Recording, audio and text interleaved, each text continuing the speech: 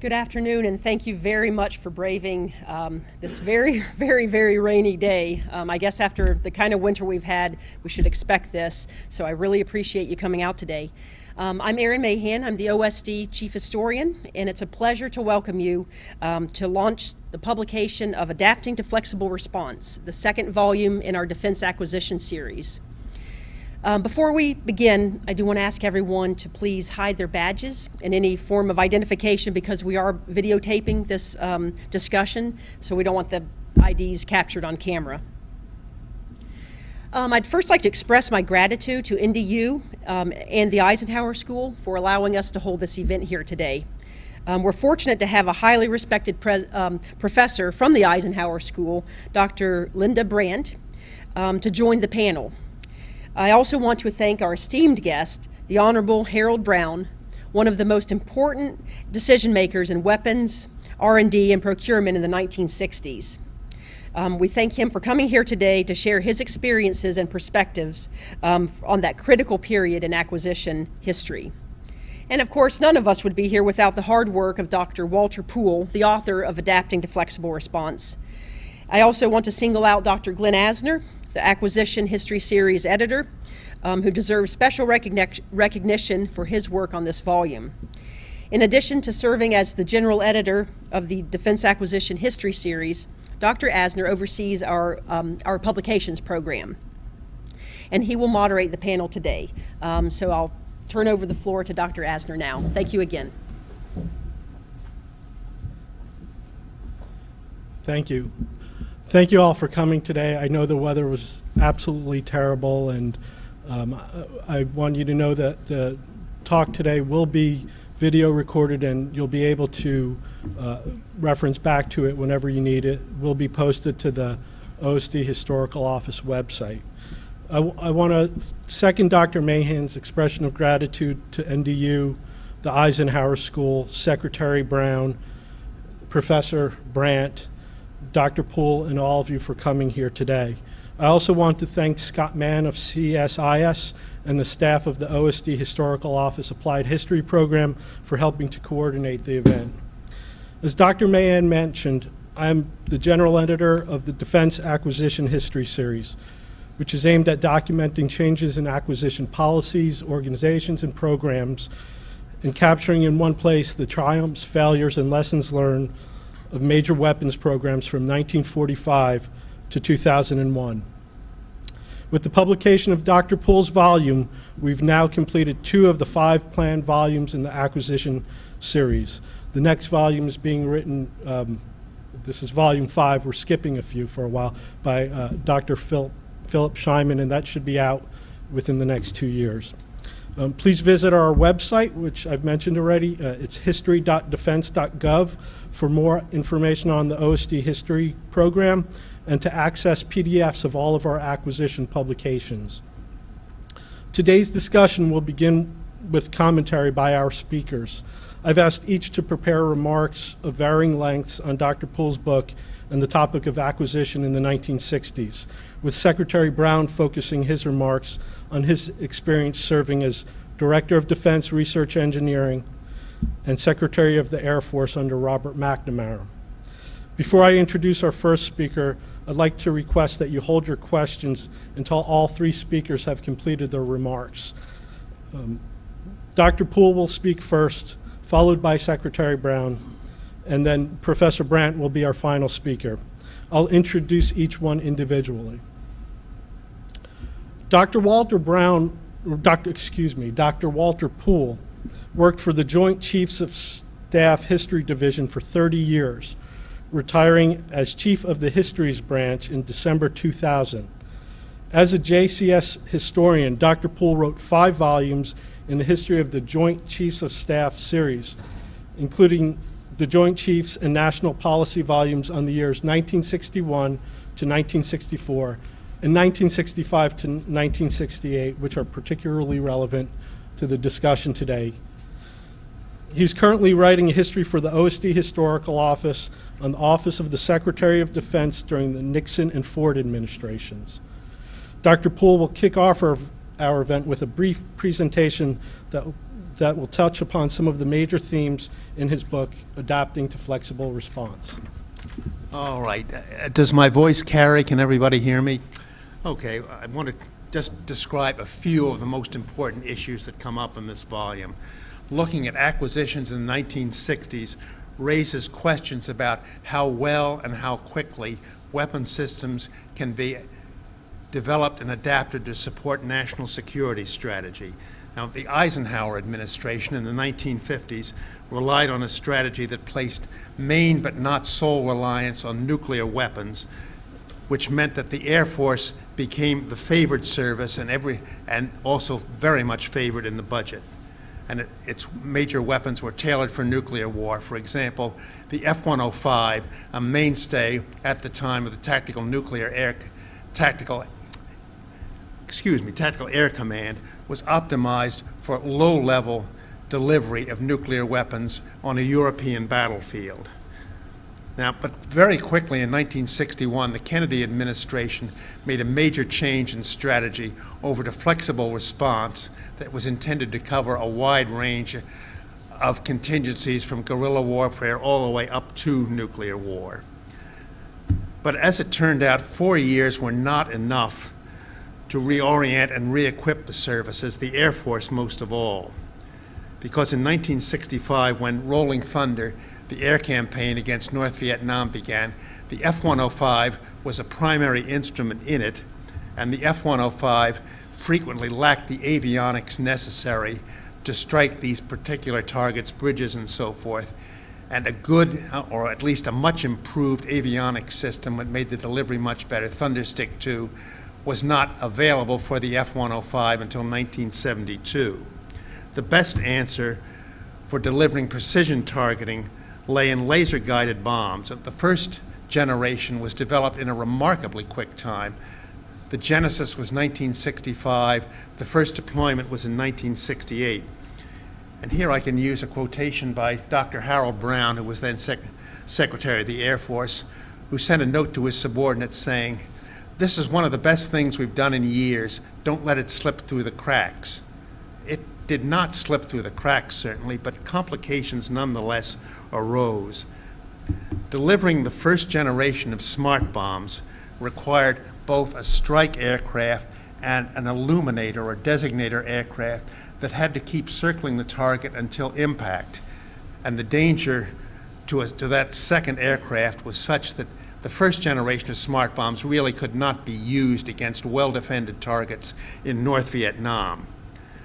The one aircraft system finally was fielded in 1971, and during the Easter offensive in 1972, and later on during the Christmas bombings, these were used very effectively. But of course, the smart bombs really they might win the linebacker campaign, but of course, too late to change the course of the war. Now, I want to turn to Robert McNamara's approach to acquisition. Since, although we don't remember it now, cost overruns attracted a good deal of criticism during the 1950s, McNamara decided that he wanted to give controlling costs equal priority with meeting schedule and performance requirements. And the best way to do that, he decided, was to shift the emphasis in contracting away from cost plus fixed fee over to fixed price incentives that would emphasize the profit motive. And surprisingly, certainly to many people in the Pentagon, the results did not come anywhere close to expectations. Experience, for example, showed that higher costs very often meant that the contractors would also get higher profits. So in effect, they had almost a reverse incentive. And to business executives in the defense industry, a whole series of studies during the 60s showed that maximizing sales and preserving or expanding market share mattered more to them than making higher profits over the short term. In fact, profits in the defense industry kept going downward during the 60s. Now again, in the mid-60s, DoD came up with what looked like a perfect solution called total package procurement, which meant having a single contract that would cover design, development, test, evaluation, production, and even a run of spare parts.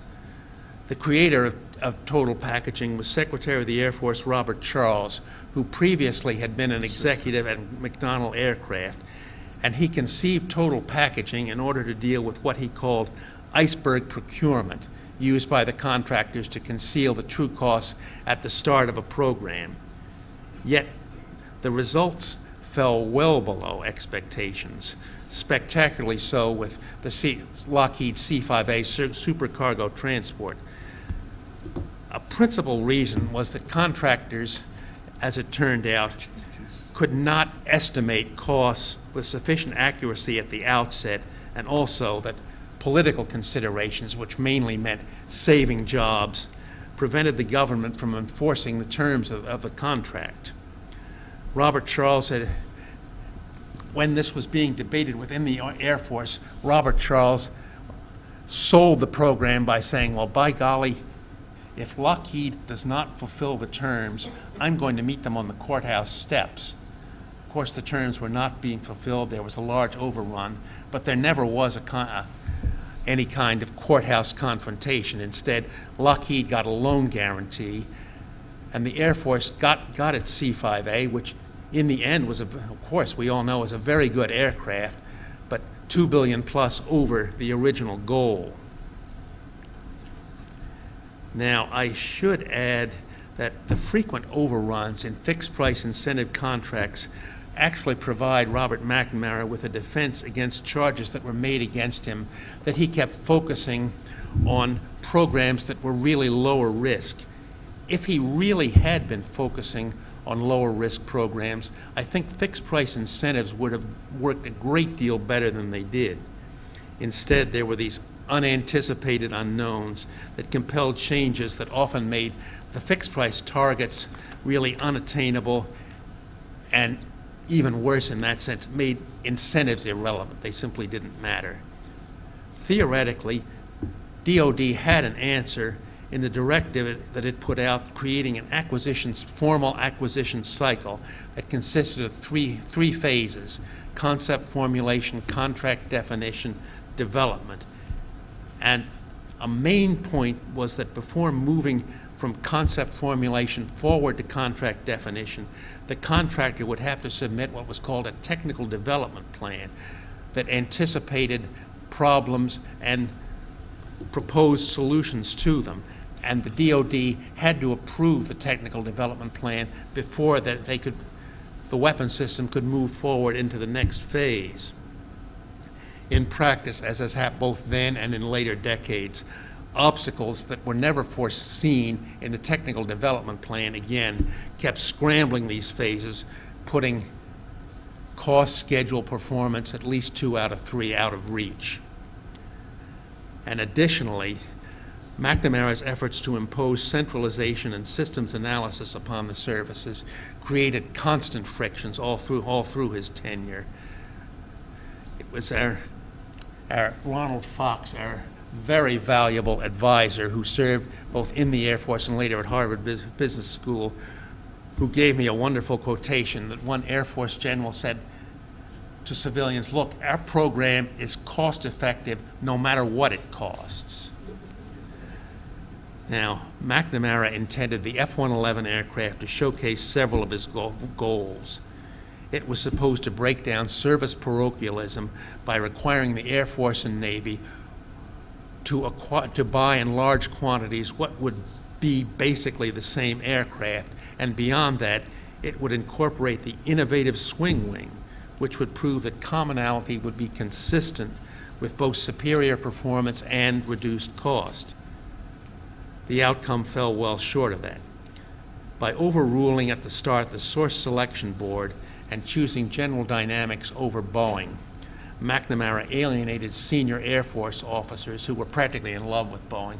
Boeing had produced that long run of bombers, and the SAC men who were running the Air Force believed that Boeing was the best firm around and could do anything. So McNamara alienated them, and a number of key members of Congress. Senator Henry Jackson was one case who went to see McNamara because Boeing in his state of Washington had lost, and apparently he got a rather abrupt brush off from McNamara, giving his usual, "I've made the decision, sorry, it's final." Now, inevitably, technical troubles in F-111 development mounted, and McNamara convened weekly meetings of senior DoD civilians along with the counterparts from industry, including the top executives involved. Their aim was to make sure that this would be the time that specific operational requirements would be fully met. For example, the F-111 was supposed to have an unrefueled transatlantic range, a low-level supersonic dash, its speed was supposed to reach Mach 2.2 with a burst speed of Mach 2.5. Now, of course, one can question that. I was told that General Jack Catton sat in one of these briefings, and when he was told what these specific operational requirements were, he whistled and said, "Does anyone really think the F-111 is going to be dogfighting 60,000 feet at Mach 2? Well, they went ahead anyway. In fact, Secretary Brown during one of these meetings said that the whole point of the F-111 is to get away from this long-running idea that what's available is what's acceptable. That's the second time you probably didn't realize that you were so eminently quotable, in fact. Now, a number of fixes were made. There were some really good improvements, but the cost kept mounting. Now, one example that I found, that stalling during test flights occurred when the plane went above Mach 2. General Dynamics, prime contractor, refused to accept responsibility on grounds that, after all, it had not developed the engines. The engines were supplied to it as government-furnished equipment. But Pratt & Whitney countered that, after all, its engine had fulfilled all the test stand requirements, and therefore they had fulfilled their contract and could not be blamed. So ultimately, this time, as with others, it was the government that had to bear the cost of fixing the stalling problem with what were called triple plow. I think they went through 3 triple plows before they got it absolutely right. And of course, a major difficulty running all through this was that Navy leaders always, from the start of the F-111, they never liked it from the start, they said, the requirements for carrier aircraft are absolutely unique. There's no way they can be combined with the Air Force. And they won their argument simply by outlasting McNamara. In fact, a couple months after he left the Pentagon in 1968, they got the F-111B canceled, and what finally emerged was the F-14, which of course did use the swing wing, and there was a fair amount of carryover from the F-111B, but nonetheless the Navy could say, it's no services but ours. And what the Air Force acquired was a stopgap bomber in the FB-111 and a tactical aircraft, the F-111A, that did excel in the specialized role of a low-level night penetrator. That went through several wars, in fact. Now, I don't want to leave the impression that the 60s were just a decade of one acquisition failure after another. For example, Poseidon with the SLBM, the Minuteman III, they both preserved our advantages in the strategic nuclear category, with the MIRVs putting us years ahead of the Soviets. Now, McNamara's critics claimed that both Poseidon and Minuteman III really were successes because OSD didn't have much to do with them and the services were left alone to do it the way they wanted. Now, it's perfectly true that schedule and performance goals were pretty well met, but the cost objectives, cost control was not. What the services were controlling was really just the rate of spending. So they could show year by year, yes, we've stayed within the target for this particular year, but the total amount kept going up, well above the original targets. And for the Army, McNamara and his whiz kids had plausible reasons to conclude that the Army really pursued sort of a helter-skelter, hit-or-miss approach to acquisition. That was one of the discoveries that I made in writing my chapter on the Army. You simply cannot systematize and generalize about what the Army did in acquisitions. It seemed that every single thing was different. And of course, people in OSD probably justifiably were baffled by the Army's reluctance to accept Eugene Stoner's private sector M16, which despite a number of well-publicized controversies that went on in the early years of the Vietnam War, the M16 nonetheless showed itself clearly superior to the M14 that had been developed by the Army's Springfield arsenal, and eventually, of course, the M16 did become adopted for worldwide use by the Army.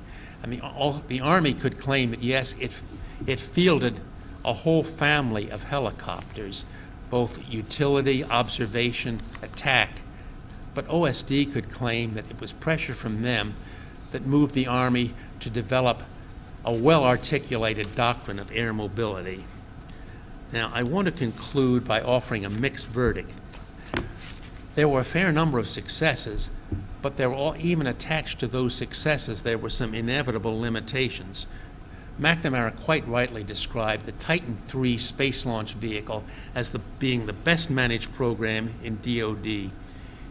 It met, and in some instances, almost uniquely, it even bettered the targets that had been set for cost, schedule, and performance.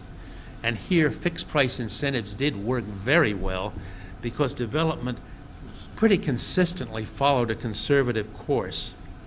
However, I found the set of circumstances that accounted for Titan III's successes would have been very hard to replicate in almost any other program. It was a small project awarded the highest national priority. The engineering task was basically one of repackaging, and for the booster, Lockheed created its own company within a company that sort of replicated the skunk works that had given us the U-2 spy plane. So I will simply summarize by saying that the difficulty of applying lessons learned during the 1960s, that unavoidably many of the problems during the 60s recurred in various forms and sometimes almost exactly, you could say, during the later decades. And with that, I will close. Thank you, Dr. Poole.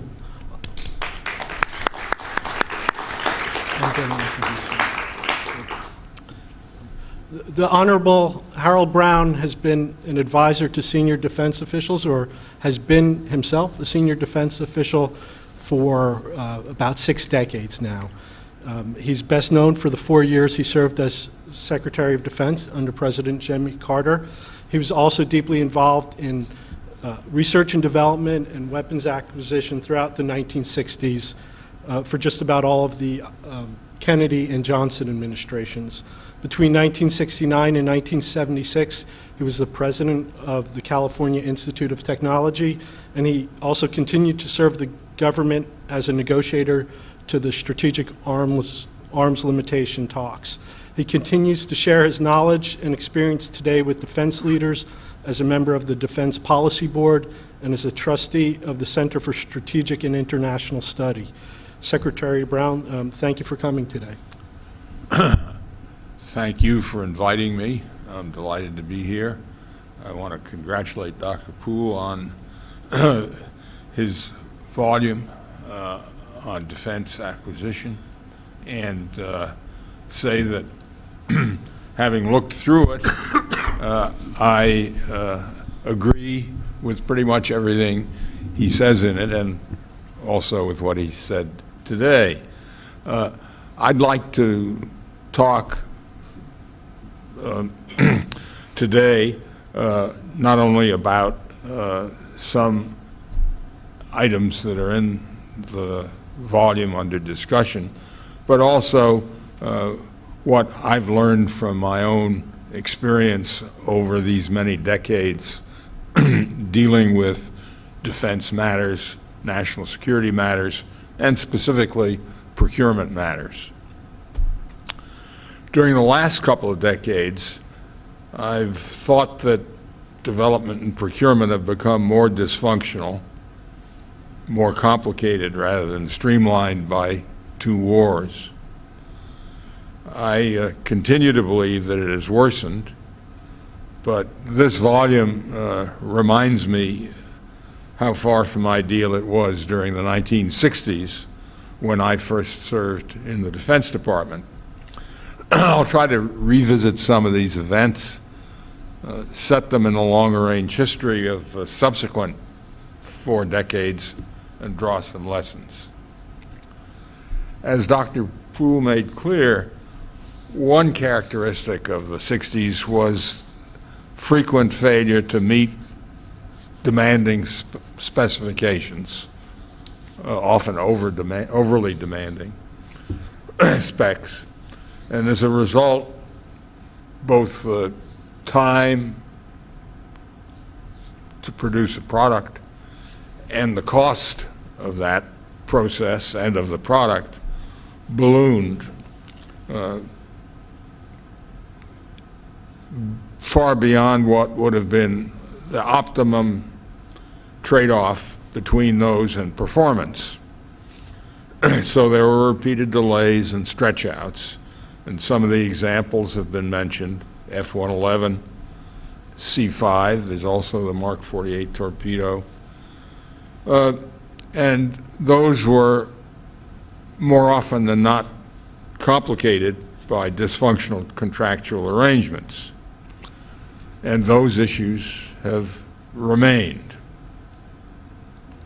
Alternately getting better and getting worse, on the whole, getting worse, over the long term at least. And the time to field new systems has lengthened, their costs risen.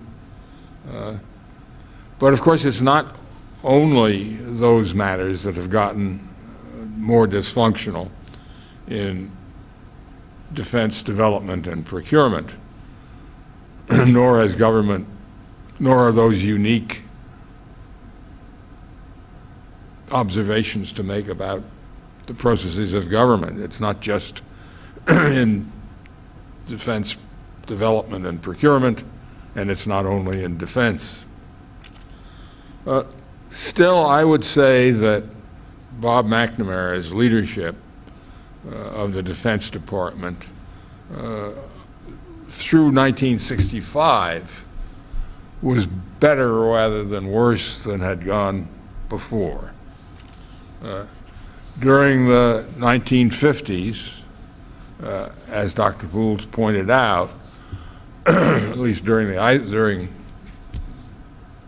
Eisenhower administration, concentration on destruction by, on deterrence through massive retaliation simplified matters. Most everything was directed at the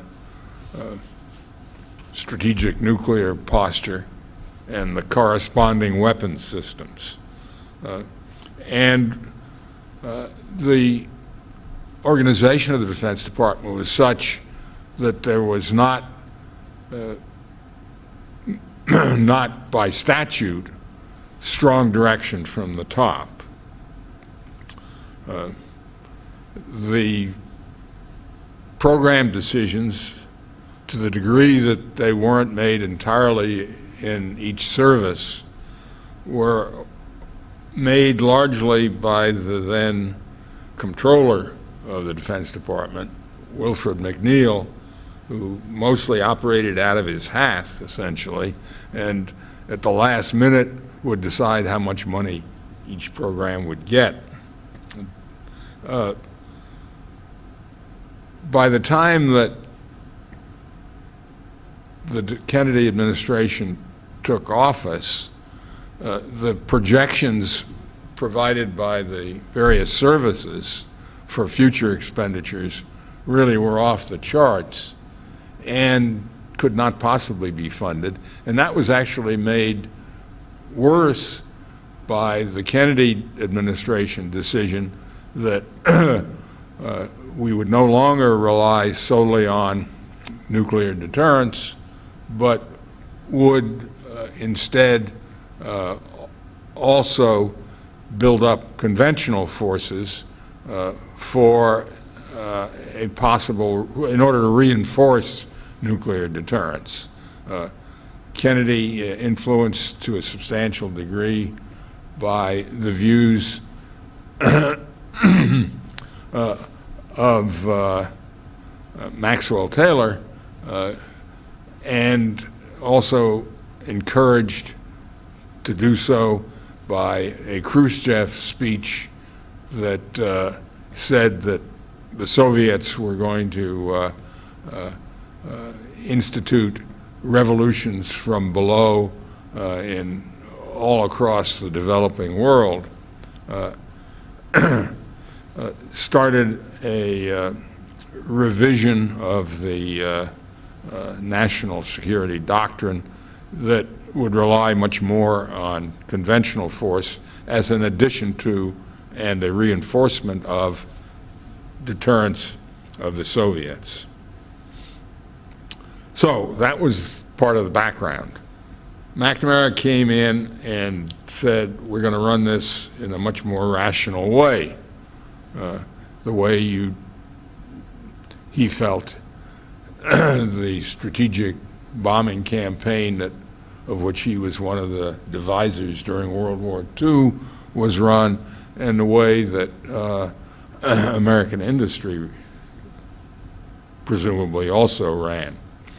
And so he instituted the planning, programming, budgeting system, and I think it really did change the decision-making process and worked fairly well, certainly better than before, until the Vietnam War heated up in 65 and 66.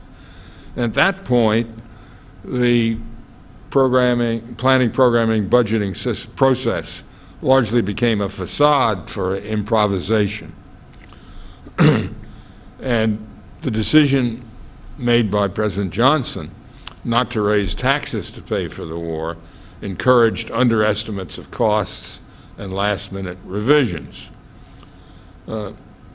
So, as I said, rational planning and decisions became largely rationalizations as the Vietnam War consumed the last half of the 60s.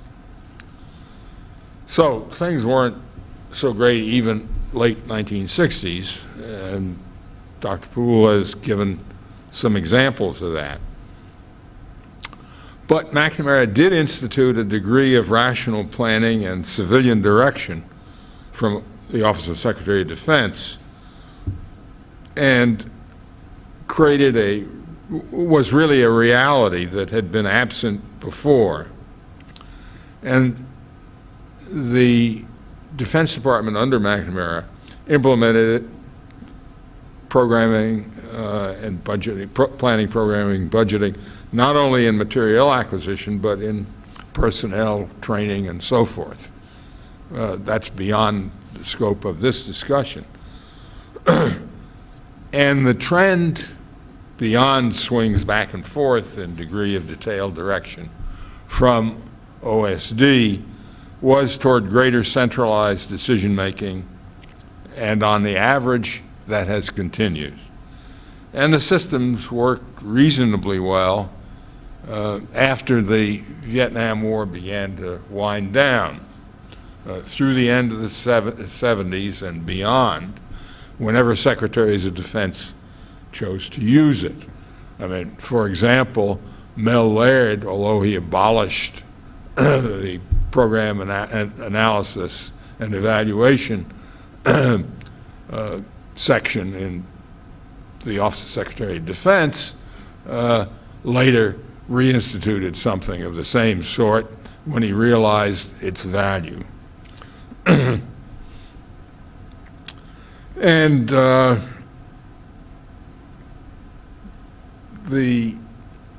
well, let me switch attention here and say something about my personal experience when I entered the Defense Department. I came in as Director of Defense Research and Engineering. My predecessor, Herb York, who was the first occupant of the office, had had a very substantial influence both with Secretary Gates, Tom Gates, who was McNamara's predecessor, and at the White House level with President Eisenhower, I think Bob McNamara came in thinking that he would run the Defense Department more or less the way he had run the Ford Motor Company, and that research and development was not a big deal there. I think he overlooked the position of the DDRE in the 1958 Act, which gave the DDRE essentially line responsibility over the research and development program. Bob looked at DDRE when he came in as just another staff, and he was going to rely on the service secretaries to make the decisions and carry them out. And although the 1958 Act said that the DDRE could cancel, initiate, and reprogram things in the RDT&E research, development, test, and evaluation business, so that in effect DDRE's powers were line powers. And until the issue of ballistic missile defense came up, I think McNamara didn't really understand what was necessary there, that R&D in the Defense Department wasn't the way it was in the Ford Motor Company. And it was then that I experienced quite a change in his attitude toward the way the place should run. And I then really started to really run the research and development, not only in the parts of the program that were outside of the services, but also in the services. In any event, I believe that the programs, that the rationalization of the program, of the Defense Acquisition, Development and Acquisition Program, worked pretty well during the first McNamara term, but it fell apart pretty badly during the second 3 years, because he didn't last the fourth year of the second term of the Kennedy-Johnson administrations. Now, I contrast that favorable judgment of the effectiveness of analysis and decision-making, which I think he really handled quite well, with my view on the process for system acquisition itself. The decision process, with ups and downs, has actually improved and is more centralized where it needs to be. The acquisition process has become more dysfunctional over time. It takes longer. It's more subject to challenge, to dislocation, revision, and even cost growth has in some ways gotten worse. It is true that the program decision memos that McNamara used to turn out were often analytic justifications for decisions that had been made, sometimes on other grounds, but they were rational defenses of the decisions.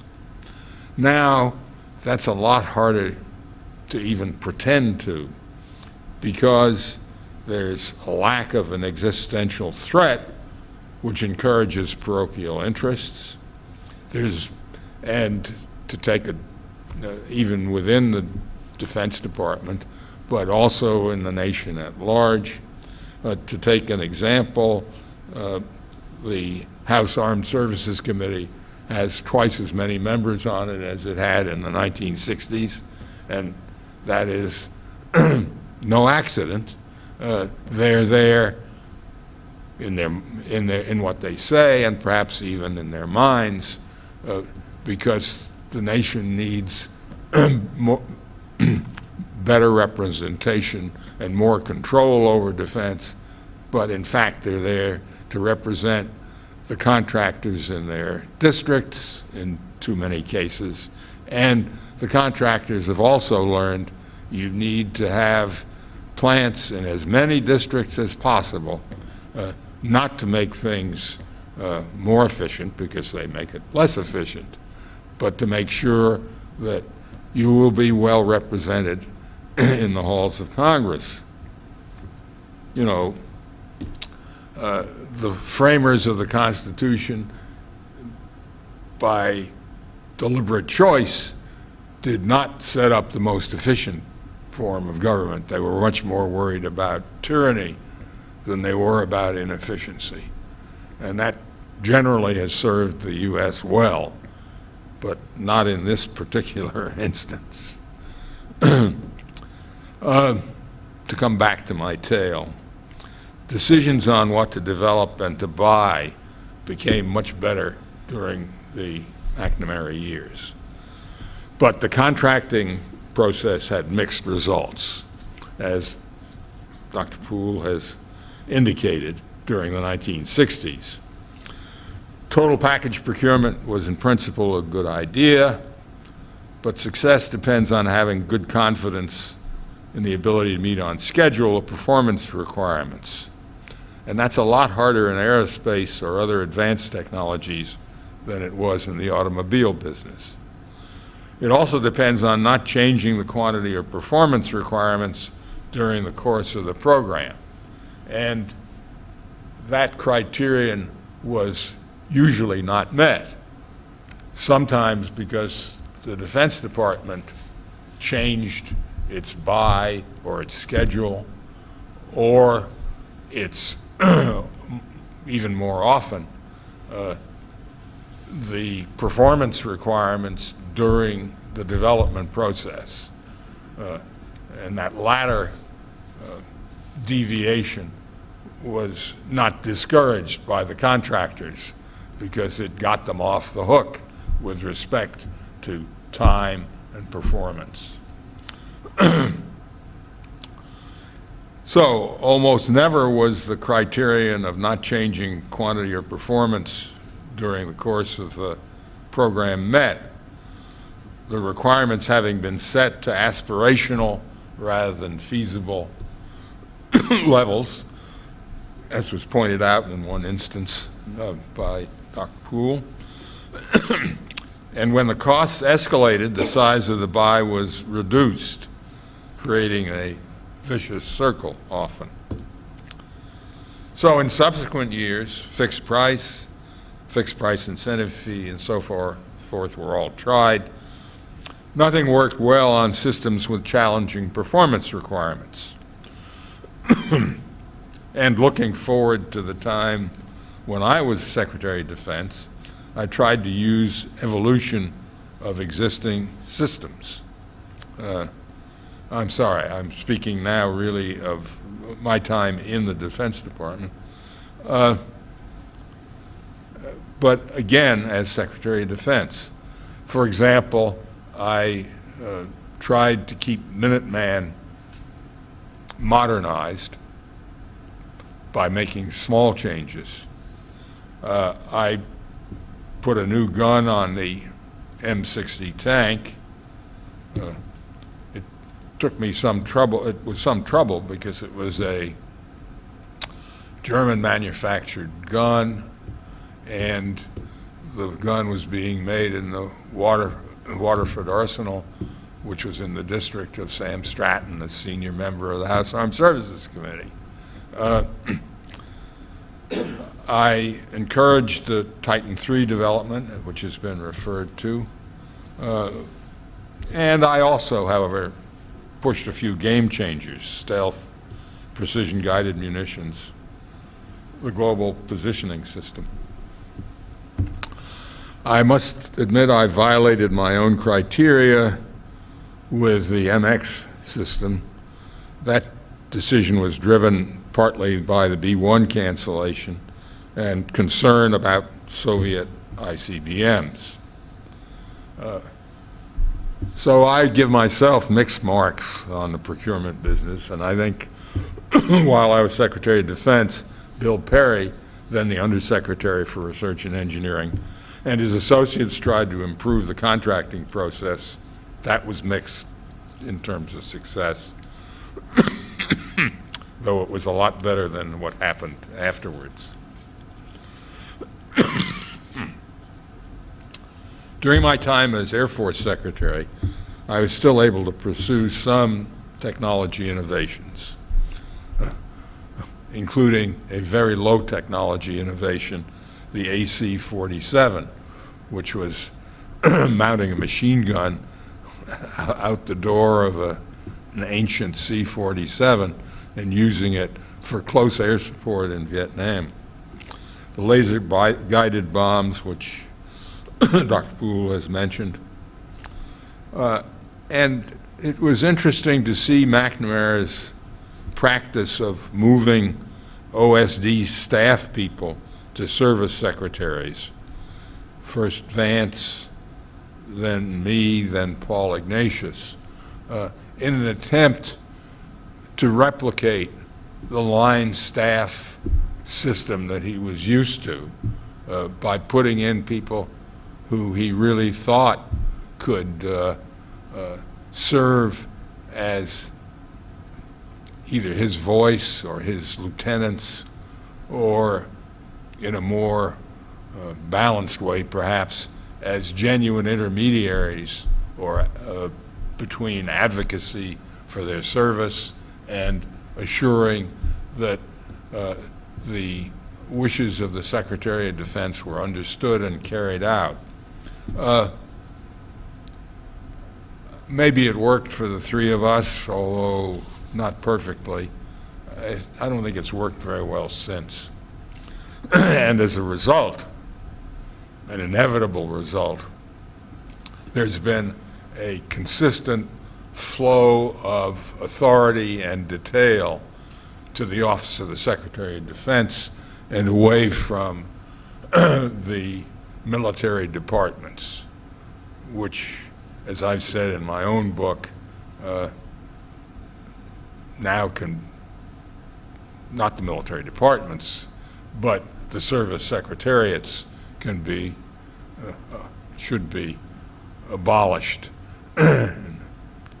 leaving the Chief of Staff to run the service.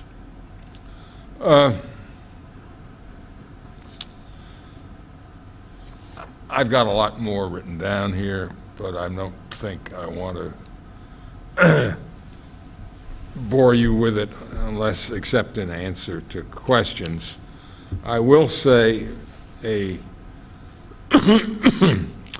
few things in the way of recommendations for the future.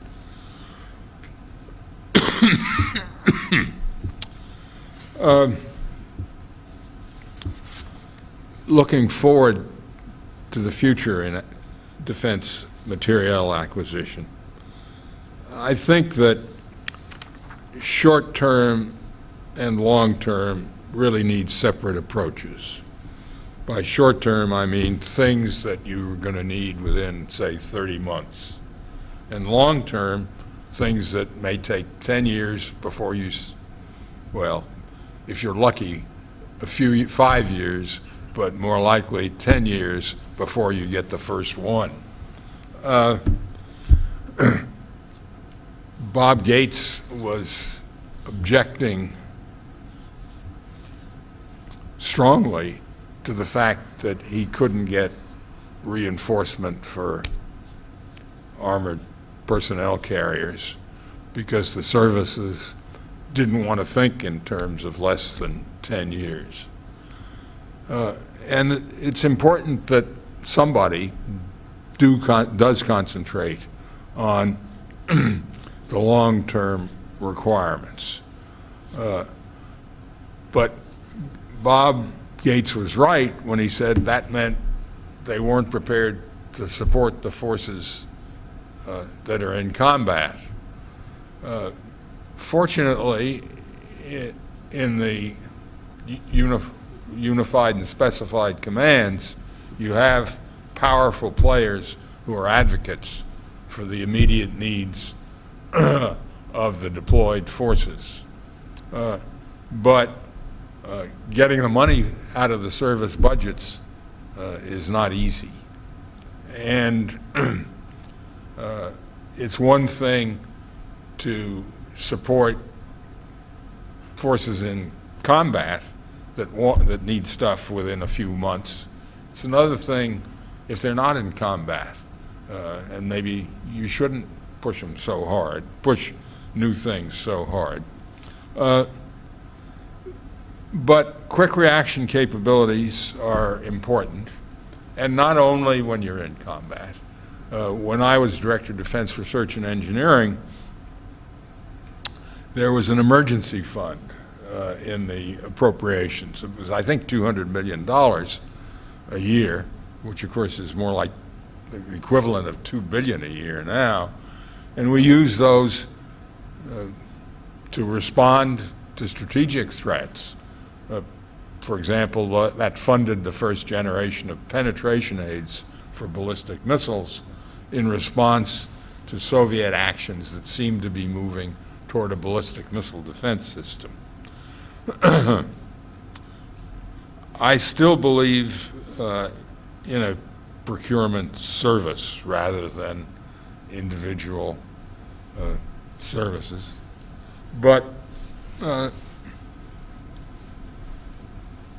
inevitably, there's going to be pulling and hauling between these short-term and long-term things, and there needs to be a short-term response.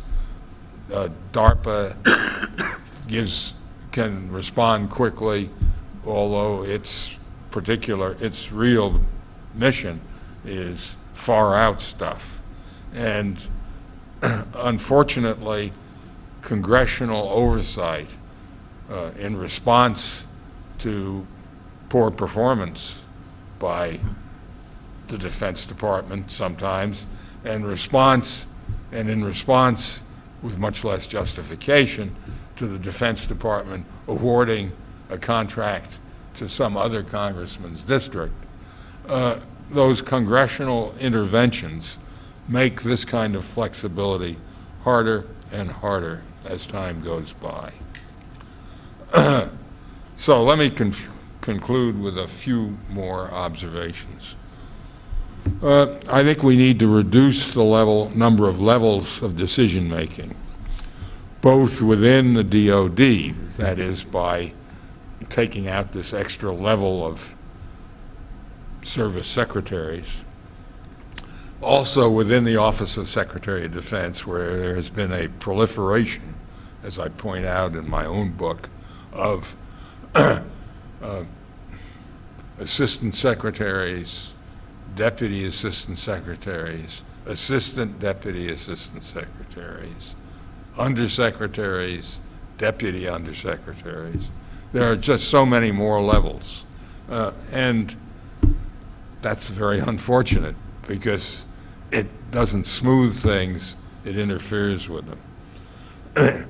It takes an unusual management style to manage with fewer levels, but it's become increasingly common in the private sector, and it has worked there. The same thing is true within the executive branch, where you have quite a few extra levels.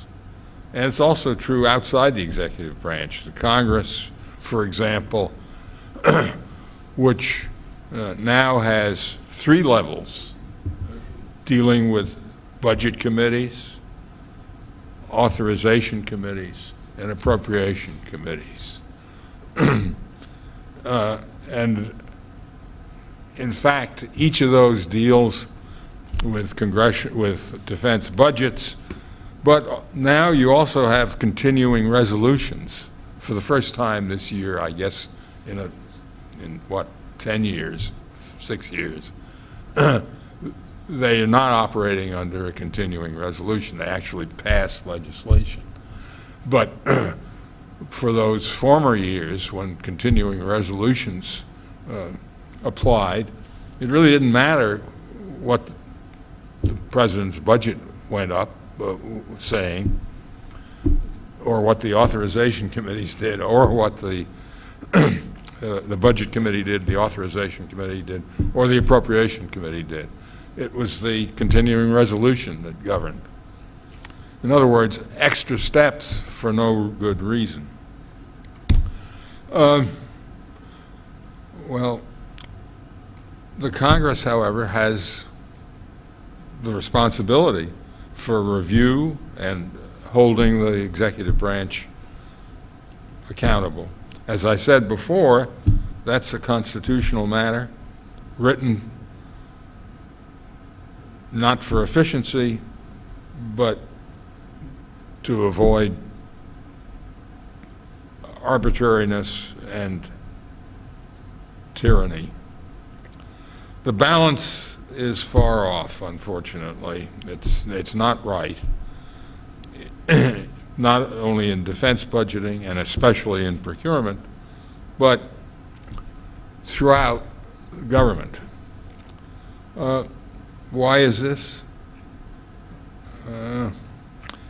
It's exacerbated by partisanship. There's a lack of an existential threat. You know, terrorism is a threat, but believe me, it's not like the existential threat from the Soviet Union that was perceived in the 1960s. And there's been a corresponding rise in the influence of local economic interests on decision-making. I don't know whether those things can be overcome.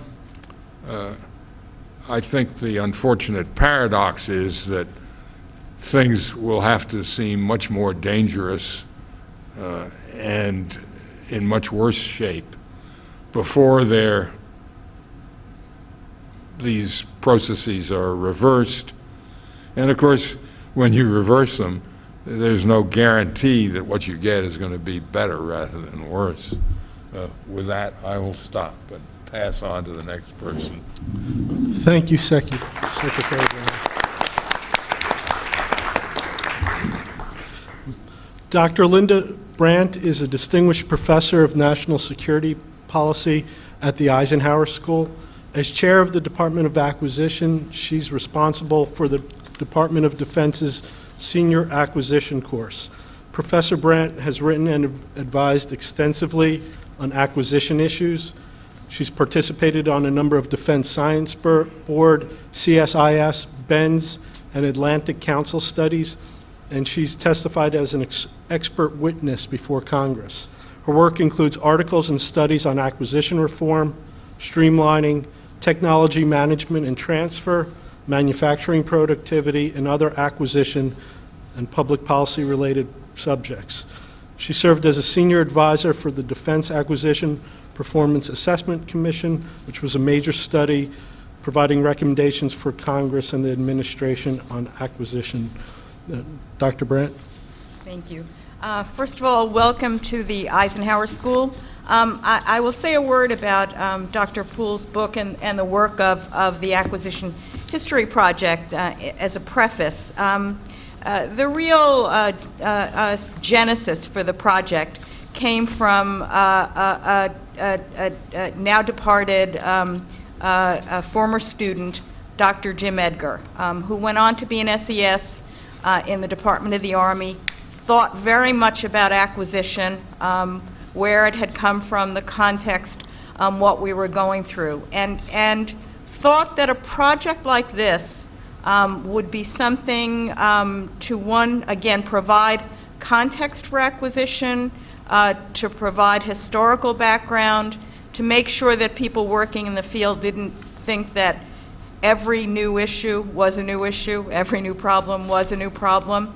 And he got this started we were joking about this, Dr. Poole and I, about the fact that when he started, I sort of said to him, gee, I don't think you can sell a 10-year project, and that was about 12 years ago. He said, no, this will be a 10-year project. We'll get a series of books, and it'll be great. He did get leadership at the time, Dr. Gansler, to buy into that, and we are still ongoing. We, like many acquisition projects, are just a wee bit over budget and a wee bit over schedule.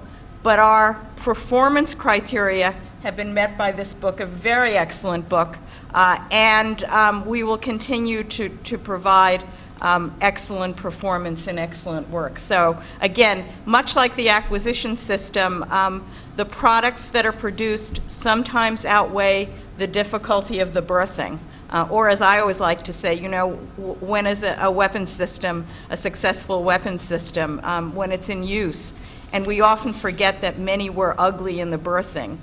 So that the performance of the successful programs that were discussed in Dr. Poole's work and the genesis of many of the technologies that we still rely on that were started under Dr. Brown's aegis, long outlive our memories of the cost overruns, long outlive our memories of the difficulty of getting them started, and provide utility for the forces that have to use them. I was asked simply to comment, and I'm just going to say a few words and then turn it back to the rest of the participants for questions.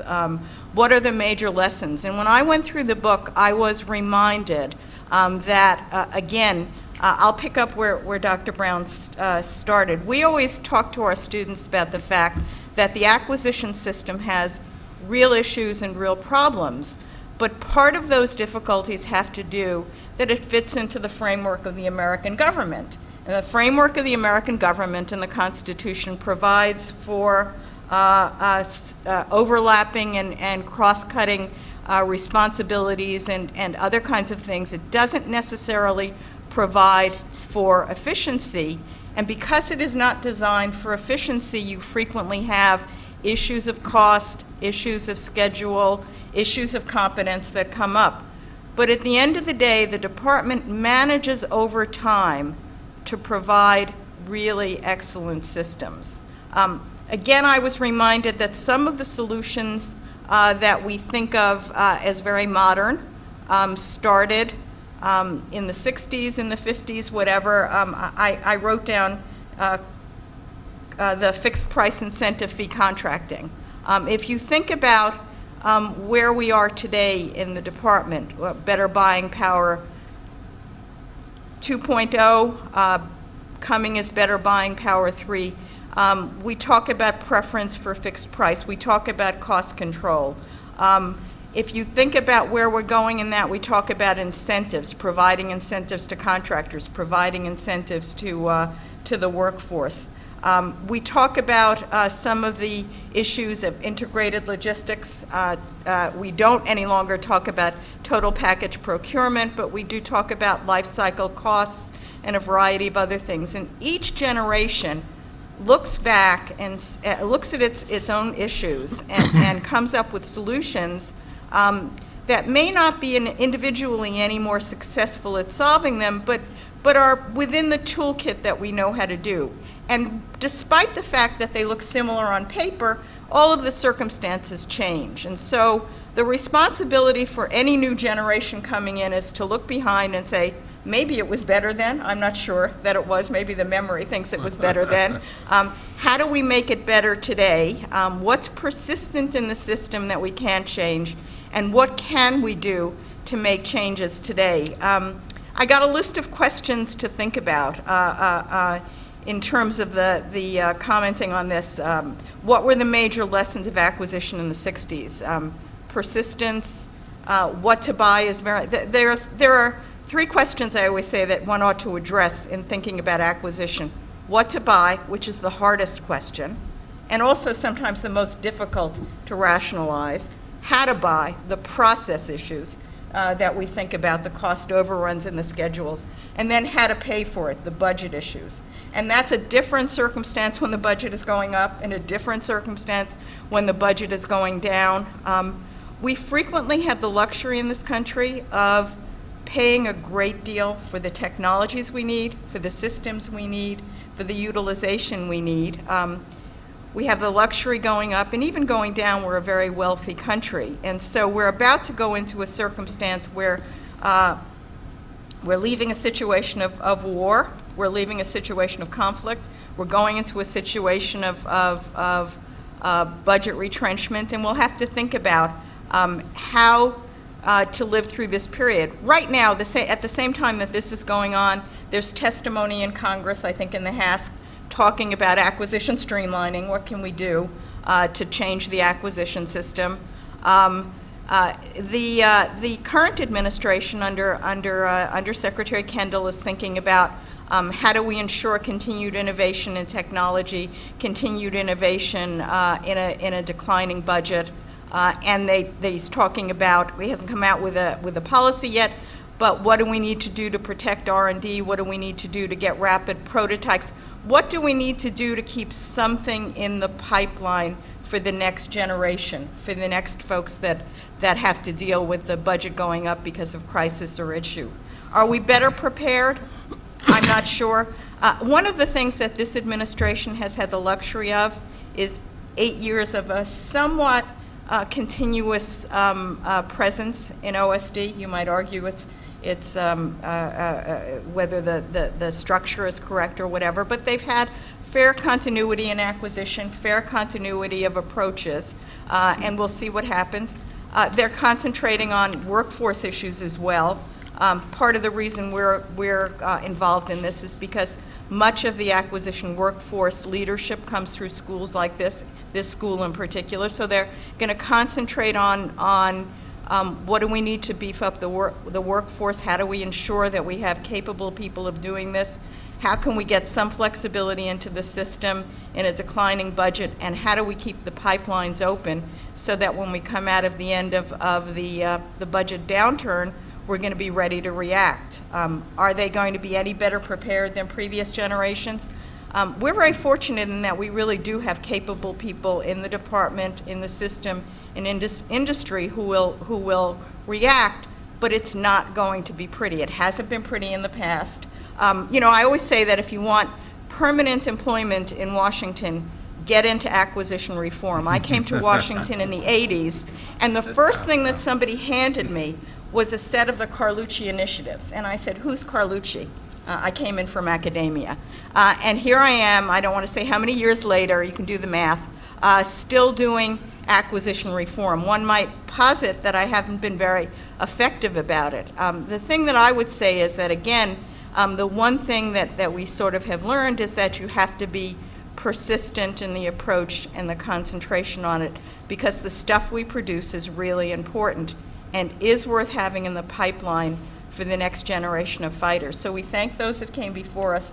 We thank you for some of the process innovation, which I went, as I said, I went through the list, and we're still working on those processes. But we particularly thank you for the product innovation that we built on. And if we're smart in this generation, we'll continue to provide the product innovation that people will work on. On that note, I think I'll turn it back to the moderator. I do have one question for Secretary Brown when we get around to it. We chatted a little bit in advance of the session, and you said, it's interesting to have been in the building, to go away, and to come back, and so we know what then to work on. And I'd ask you what you learned and what you worked on in the next go-round, but I'll leave that. If the audience has questions, just an administrative, there are microphones between the seats that you may or may not want to use. And so with that, I'll turn it back. Thank you, Dr. Brandt.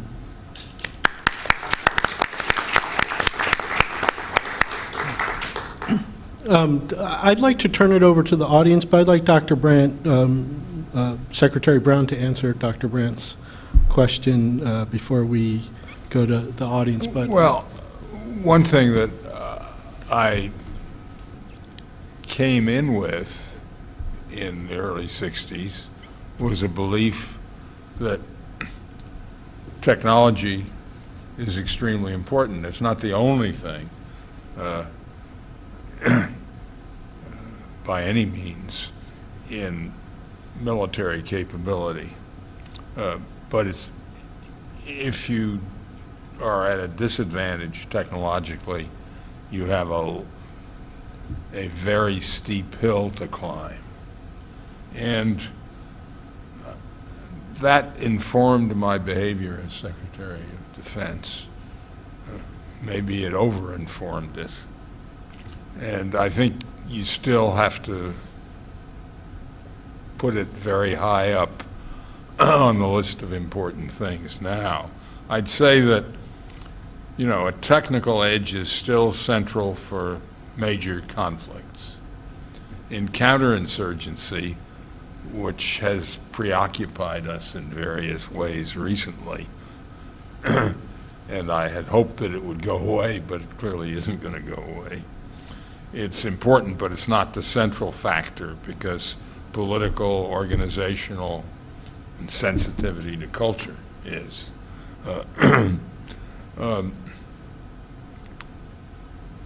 The other thing I learned during my first tour was that there needs to be a good two-way flow of technology between military and civilian sectors. That was a strength of the U.S. system. It remains so, certainly as compared with the situation in other countries. But it's at risk because the contractor, and especially the subcontractor base, has been shrinking, partly because defense procurement is going down, and partly, maybe even more so, because the rules are so onerous. There are a lot of civilian sector companies that won't deal with the Defense Department because they don't like the rules. They can't work under the rules. And the other thing I've learned, and perhaps limited my appetite for reform when I came back as Secretary of Defense, is that every time a reform is adopted, it tends to be implemented as an addition to the existing system rather than a substitute for it. And can I, one point on that, the one thing that Congress is working on at the moment with OSD is trying to prune some of the accretion, so maybe that'll Good luck. I mean, that's very important. That's very important. Yeah, it is. And I feel equally strongly, as I say, about, as I said, equally important about that, and about accretions in the structure, adding additional levels in the Office of the Secretary of Defense, for example. And as I already said, I regard the service secretariats as unnecessary. So, Thank you. Do we have questions? Dr. Grenier? I had a question for Dr. Poole. When you talk about their successes and failures in acquisition in the 60s, I'm curious, was there anything that the successes had in common, or that the failures had in common? Did it matter what kinds of technologies or what kinds of uses things were going to be put to? I'm trying to think. You always come up with questions that are too hard. Usually the successes, like the Titan III, the C-141, were simply extrapolations from existing technologies. Most of the failures had their origins in overreach. For example, the Army thought it had an easy solution to the Soviet tank superiority with the Shillelagh missile, first round kill. It was probably the Army's biggest overall failure apart from the ABMs. And they really lost ground there. They spent a lot of money to no purpose. Go ahead. This is for both Dr. Poole and I guess Dr. Brown. The beginning of this book really talks about contracting, but it puts it in the relationship of the desire for competition. Given your experience in the 60s, what's your impression about competition then versus competition today? And if there is a fundamental difference, should we then be looking at restructuring our approach to acquisition to account for the fact that there's such a disparity in competition today amongst the prime developers? Well, I'll be a little downbeat about competitive prototyping, which the Laird administration thought would be a good solution. I use in the book the example of the Mark 48 torpedo. They used competitive prototyping, Westinghouse being the main one. They wanted to keep the small firm Clevite alive. They used competitive prototyping, and they also did an extensive example of fly before buy. They went into great detail in prototype testing. Eventually, about something like 3 or 4 years, I think more like 5 or 6 years behind, Mod 3 was very good, but again, there was a huge cost overrun. So in effect, switching over to competitive prototyping and fly before buy, and that's not alone. You, like so many others, you eventually got what you wanted, but the old problems of costing too much, taking too long persisted. There really was no great solution to it, so far as I can see. I fear that the industry has shrunk sufficiently in the number of alternative suppliers so that even if it is a good idea to have lots of competition, it's not easy to do, because too often now there's really only one or at most two alternatives. And the other problem is, as the budget goes down, there will be fewer things to compete for, although the competition for some of those might be fiercer with the remaining competitors. But it is a quite shrunken, at least at the prime contractor level, industrial base. Jonathan? Questions for Secretary Brown. I want to ask you a question about, this is more about your time as Secretary, B1A decision. And I just wanted maybe you could comment on that. And do you think that the Reagan administration was right to resurrect it as the One of my great regrets is that we did not destroy the tooling for the B-1 when the president decided to cancel the program, because that enabled the Reagan administration to revive it. I mean, I could spend time talking about how the decision was made to kill the B-1. The president actually made a decision that was not exactly my recommendation. I wanted to slow it down to a very slow level. He perhaps sensibly, and in retrospect I would say sensibly, said, no, kill it, and then we didn't destroy the the tooling. The B-2 was obviously a much better idea. The B-1 had built into it a supersonic capability which didn't make any sense. And it turned out that when the Reagan administration did resurrect it, the development ran into trouble. I mean, the avionics didn't work very well.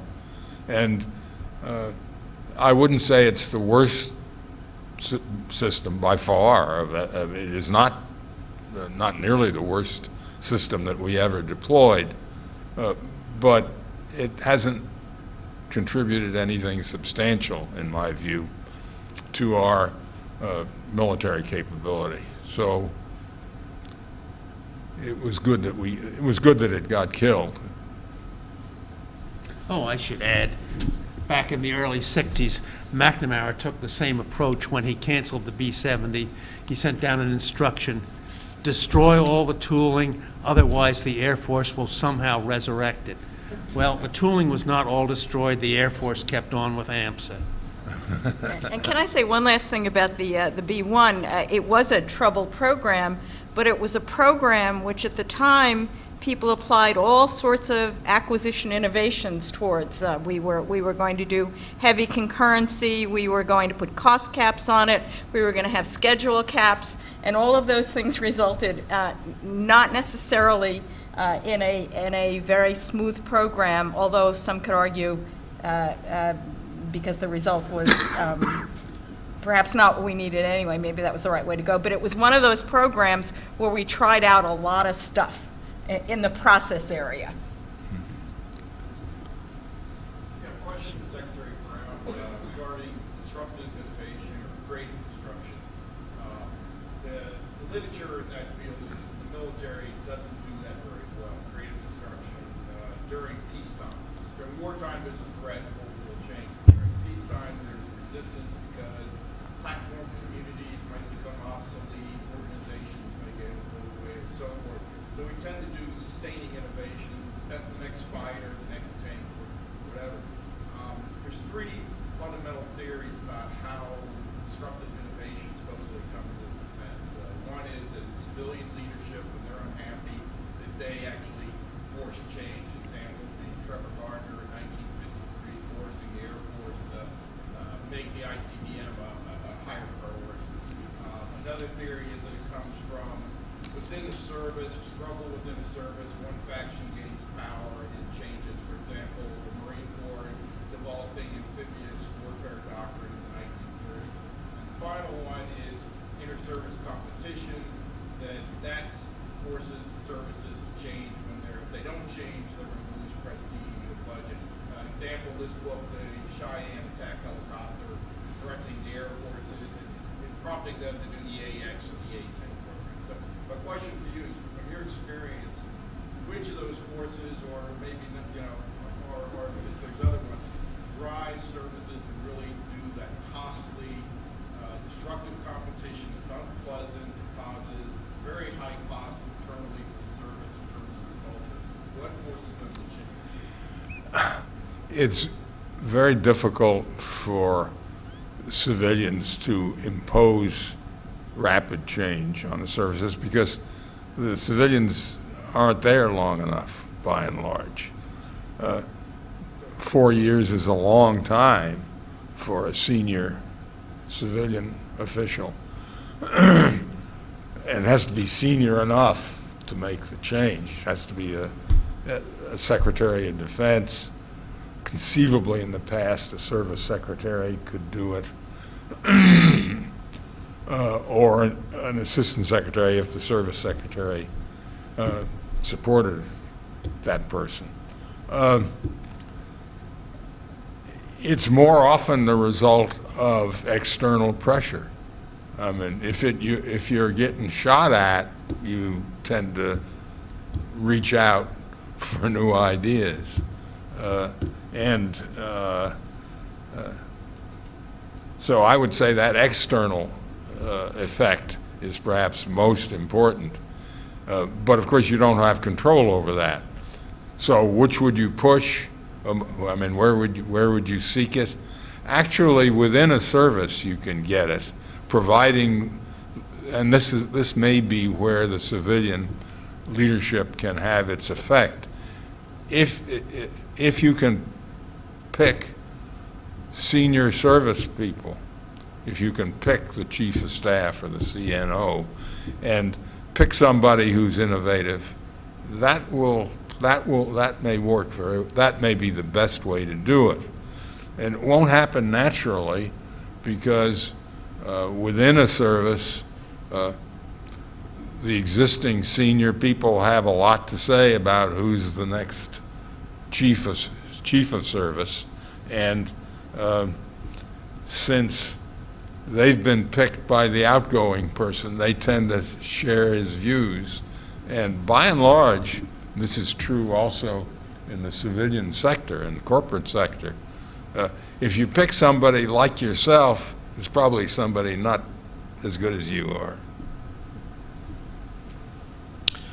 I have one question for Dr. Brown, for Secretary Brown. You had mentioned the need for two separate approaches to acquisition, the short and the long term. Yeah. Well, there's the Rapid Fielding Office. Is that adequate for the short term, or is that just I'm too not focused? familiar with Okay. I'm not familiar with the current arrangements. Okay. But I do take what Bob Gates has said, that they Okay. just weren't able to do it quickly enough. And the funds, you really have to set aside funds. I mean, it's not, if you have to get it out of the services pocketbook, and these things can cost, as I say, they used to cost $100 million, now they cost $1 billion. So you need funds set aside, and the Congress is increasingly reluctant to give you a pot of money that you can use the way you want. Okay, thank you. And just as an add-on to that, when Secretary Gates concentrated on that problem, the money was moved. It Right. was an issue of money. Congress, during the course of the war, did set aside funding for rapid acquisition, but they've pulled back on that now that the wars are over. And so Right. the issue of funding is not solved. Dr. Scheinman? Yeah, hi, I'm Phil Scheinman. I'm the one writing the 1990s acquisition history. And I was very intrigued, Dr. Brown, in the comments you made about having an emergency fund that you could use at your discretion. Now, in the 1990s, there were several attempts, most importantly in the late 1990s, to create management reserves that could be used for, say, technical problems that unknown unknowns that would arise and hopefully stabilize acquisition programs. But it was found politically and bureaucratically practically impossible to do that. Congress would scream about slush funds and would not want to appropriate the money, and OSD and They're the for services slush would, funds. It's just other people's slush funds that they don't well, want. exactly it. And it was the perception.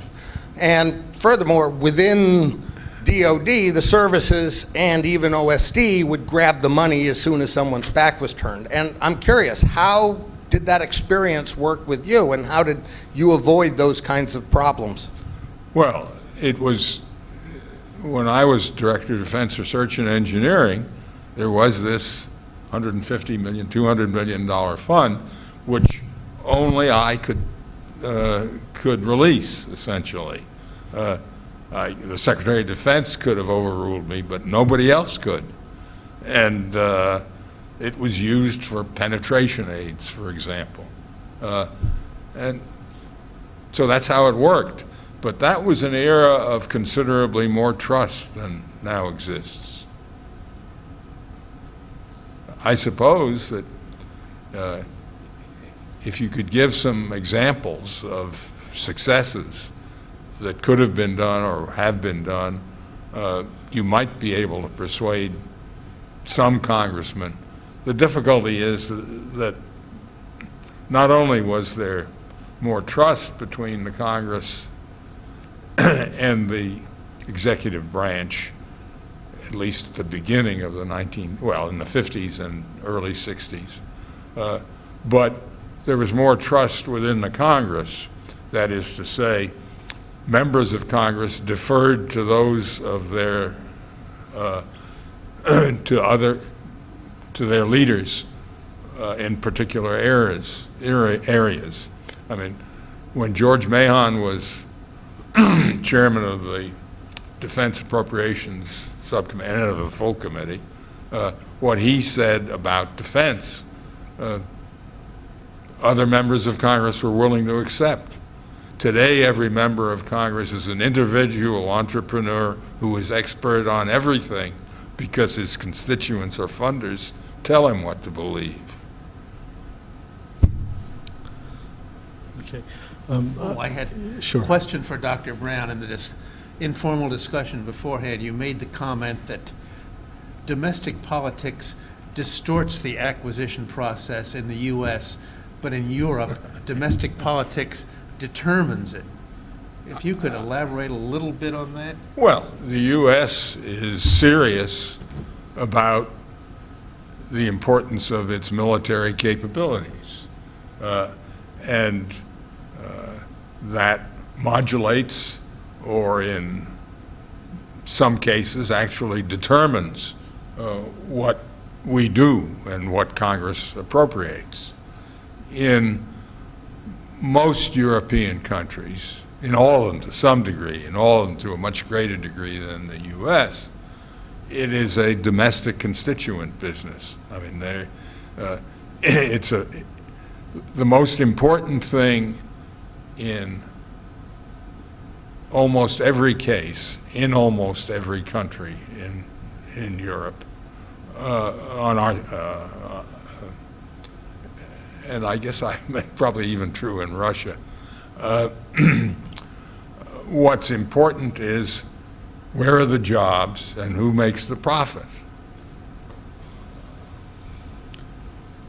It's too much the case in the United States, but it's much less the case in the United States. And in Europe, it's because they rely so much on the U.S. for their security. To the degree that there might develop an erosion of global interests between U.S. and Europe, they would have to rely more on their security, and they probably would have to pay more attention to what military capabilities they had rather than where the jobs went. Now, this is not a black and white issue. I mean, it's not a complete difference. It's a matter of very substantial degree. Thank you very much. Can I have one final? Yes. Now, for the final word, go ahead. If you want to finish. Sure. I'd make an overall judgment, and my overall judgment of the era represented by the book is that defense development and procurement during the 1960s were challenged severely by the disparate requirements laid on them. I mean, there was deterrence of strategic nuclear war, the need for a more robust conventional military capability in Europe vis-a-vis the Soviet Union in order to raise the threshold for the use of nuclear weapons, and finally a counterinsurgency war in Southeast Asia. Cost overruns and delays were frequent, and in a few cases, performance fell short. But only in Vietnam was the objective not achieved, and that was not a failure of materiel. Well, thank you very much. I think this has been a very informative panel. I've learned a bunch, and I hope everyone in the audience has something to take away from this. Two quick plugs for the OSD Historical Office.